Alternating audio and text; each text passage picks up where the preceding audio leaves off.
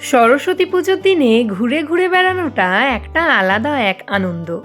পাড়া পেরিয়ে পাড়া, স্কুল পেরিয়ে ক্লাব, প্রতিটা মণ্ডপে আলাদা রং, আলাদা ভাব।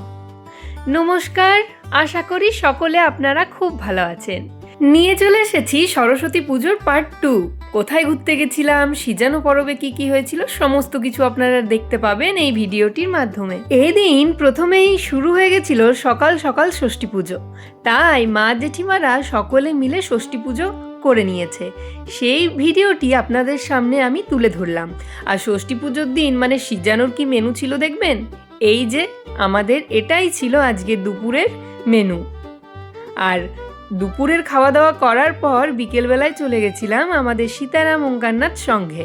দেখুন এখানে কিন্তু লাইট লাগানো কমপ্লিট। আগের দিন ভিডিওতে দেখালাম না যে লাইট লাগাচ্ছিল, আর এদিকে লাইট লাগানো কমপ্লিট হয়ে গেছে। সরস্বতী পুজোর দিন যখন ছোট ছোট বাচ্চারা শাড়ি পরে আসে, তখন পুজোটা শুধু মণ্ডপে থাকে না, হেঁটে বেড়াই, হাসে, দৌড়ই।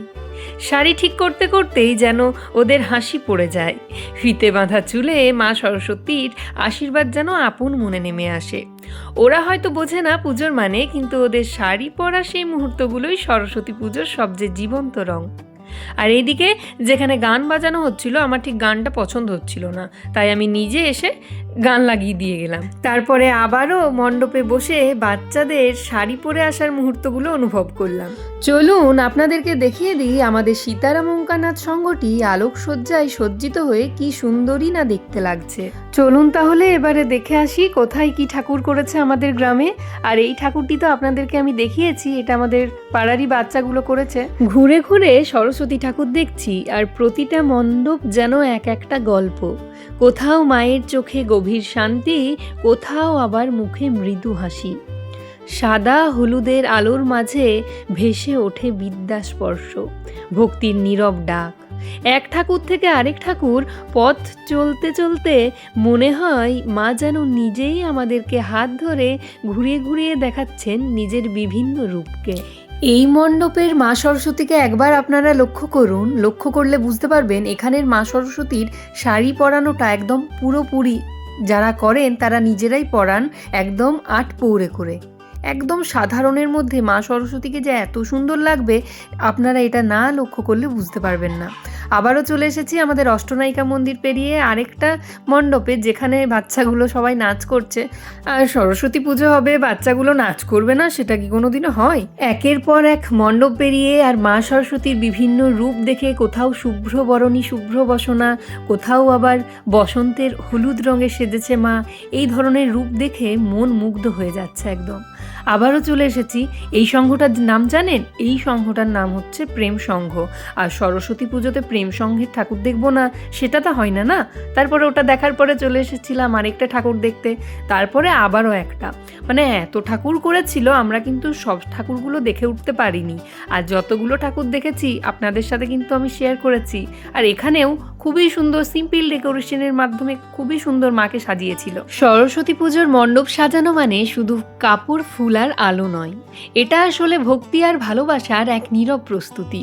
কেউ রং মেশায়, কেউ আলপনা আঁকে, কারো হাতে কাগজের ফুল, কারো হাতে আলো জ্বালানোর দায়িত্ব। আবার সাদা আর হলুদের ছোঁয়ায় ধীরে ধীরে তৈরি হয় মায়ের ঘর। আর শেষ মুহূর্তে যখন মা সরস্বতী মণ্ডপে এসে বসেন, সব ক্লান্তি তখন হঠাৎ করেই মিলিয়ে যায়। মনে হয় এই সাজানো শুধু চোখের জন্য নয়, এই মনকে সুন্দর করে তোলার এক নিঃশব্দ সাধনা। মা সরস্বতী শুধু বিদ্যার দেবী নন, তিনি আলোর পথ দেখানোর এক নীরব আশীর্বাদ, যিনি আমাদের অস্থির মনকে ধীরে ধীরে স্থির করে দেন। আরেকজনকে দেখাচ্ছি আপনাদের, যাকে দেখে মনে হবে যে ছোট্ট মা নিজেই নিজেকে দেখতে এসেছে। মা সরস্বতীর হাতে বীণা, যার প্রতিটা তারে লুকিয়ে থাকে জ্ঞান, সুর আর সংযমের শিক্ষা। পুস্তক আর অক্ষমালা বলে দেয়, শিখতে হলে ধৈর্য চাই, সাধনা চাই। শিশুর প্রথম খাতা ছোঁয়া থেকে শুরু করে জীবনের কঠিন পরীক্ষার মুহূর্ত, প্রতিটা ধাপে আমরা অজান্তেই মায়ের কাছেই ফিরে যাই। মা সরস্বতী আমাদের শেখান, বিদ্যা মানে শুধু নম্বর নয়, বিদ্যা মানে মানুষ হওয়া, সত্যকে চিনতে শেখা।